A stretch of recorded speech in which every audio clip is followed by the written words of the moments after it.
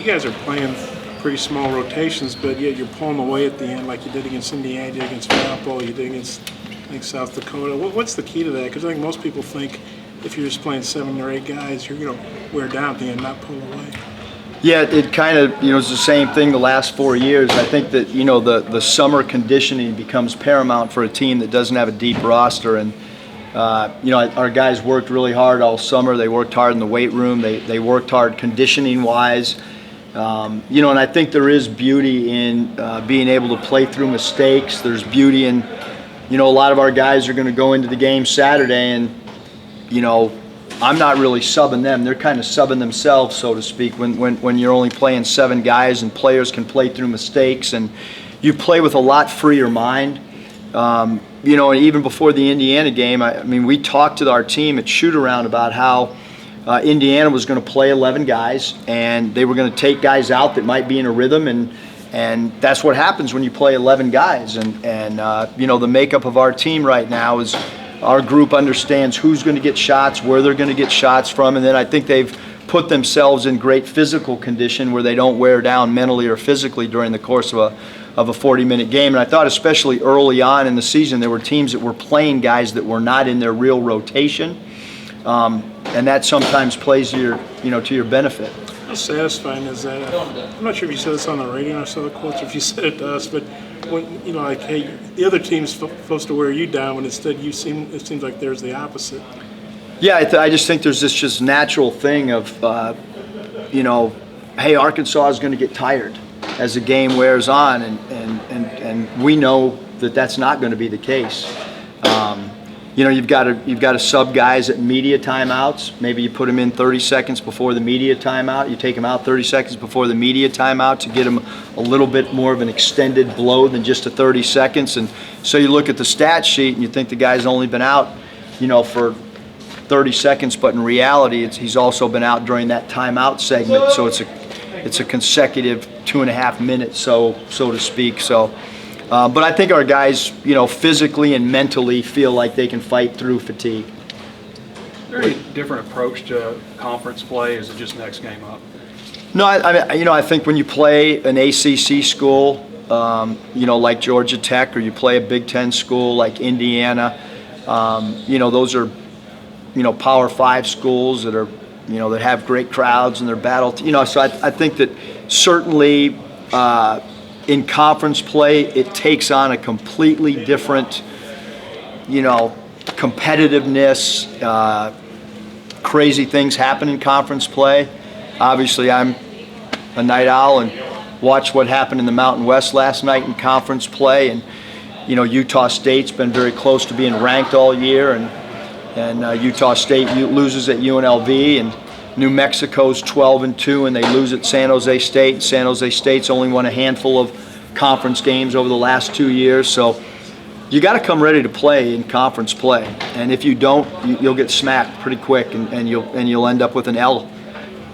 But we know, hey, come conference play, every single game, if you don't bring your A game, you're not winning. That's pretty simple. You're not going to get away with playing a B game, or you're not going to get away with playing 22 minutes and the other 18, you can't do that. You got to play for 40 minutes from here on out, and if you don't, you're not going to win.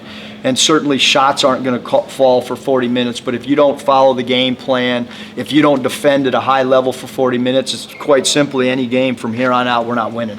What does A&M do best from what you've seen? They're physical, they play hard.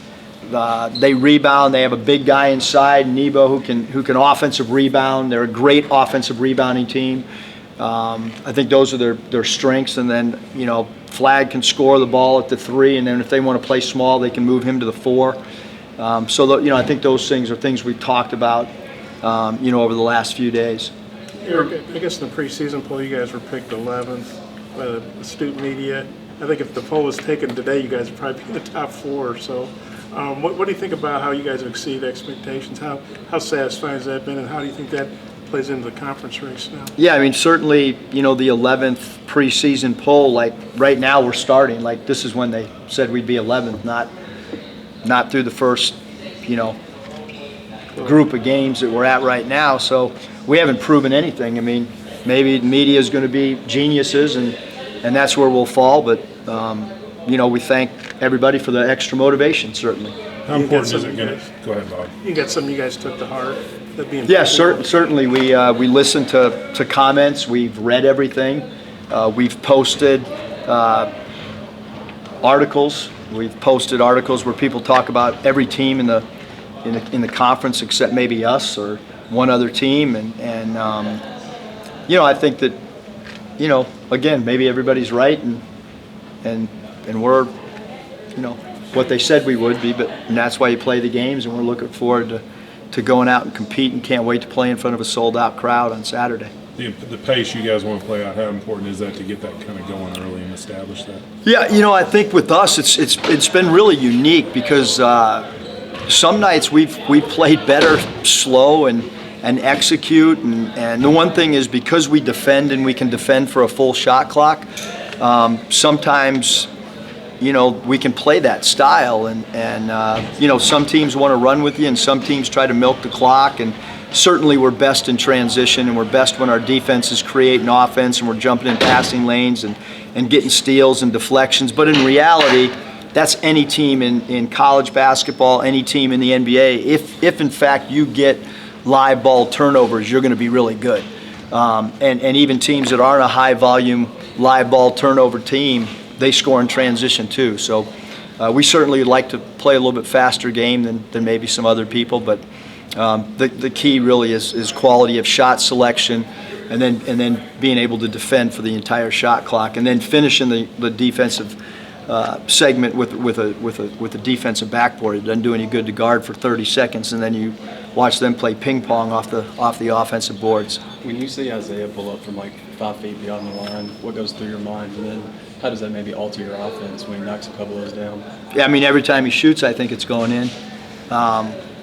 Sometimes, I bet if we took percentage of his, deep threes, he probably actually shoots those percentages higher than when his toes are on the line. I think, he's got such a high basketball IQ. I don't think that he takes a shot all game that in his heart and mind doesn't think that thing's going in. So some of those shots actually are probably pretty good ones for us, and it also stretches the defense out. Even if it's a miss, I think that the defense will crowd him and Mason a little bit more, and then that opens up a dribble drive lane for somebody else. Buzz Williams said today that Isaiah's 37%, I think, from beyond 25 feet, so he's watching. But have you ever crossed paths with Buzz Williams before? Yeah, cross paths with him every year at the Nike coaches retreat, and the thing with Coach Williams, he's an incredible learner, and he's an incredible sharer. He loves to share information. He loves to talk basketball. He loves to write everything down.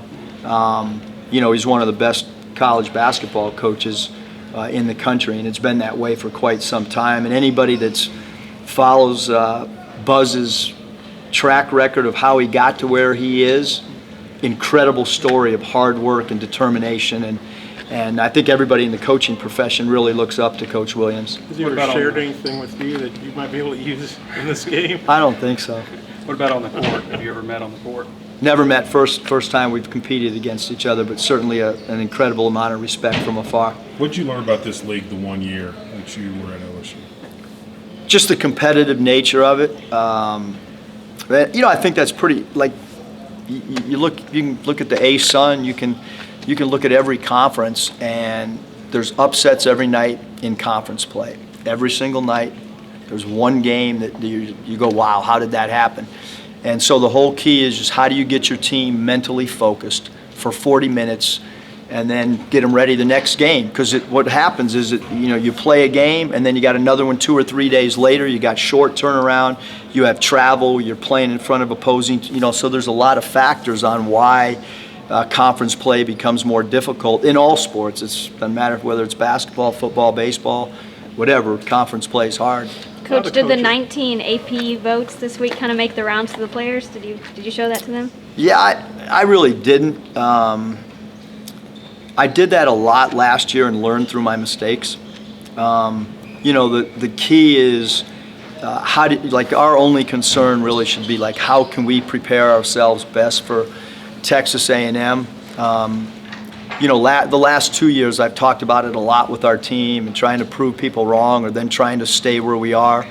And I think I put too much pressure on my team last year.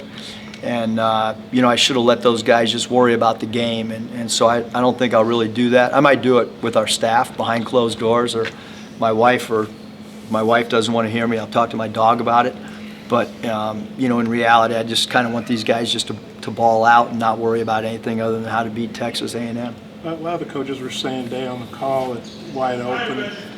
Do you feel like, do you talk to your guys about winning the conference championship, or do you think you guys have as good a shot as anybody? Yeah, I mean, the only thing I really, and I know it's like coach speak and all, but like really the only, and if you talk to our guys, they'll tell you this, like the only thing that we've talked about is how do we win the next game on our schedule? Like how do we go 1-0? And that's like kind of how we are. We understand that anybody can beat us, anybody. And we also feel on the flip side that if we're making shots and defending at a high level, that we can beat anybody. But we're just not at this spot where, where we're just going to be able to walk out on the floor and just beat somebody because it says Arkansas against the front of our jerseys. Like we're going to have to go earn every game, and I think that our players understand that. It's a Letterman's weekend. I guess a lot of guys are coming back. How do you feel about that? Really cool to get to develop new relationships with people that have meant so much to the program and so much winning that has gone on, in the past here, and to, be able to meet people that you watched on TV or you admired from afar. Really cool, and like I'm the new guy, so it's great for me to be able to meet people that, like I said, that have meant so much to this fan base. What kind of dog do you have? What's the dog's name? The dog's name, are you guys ready?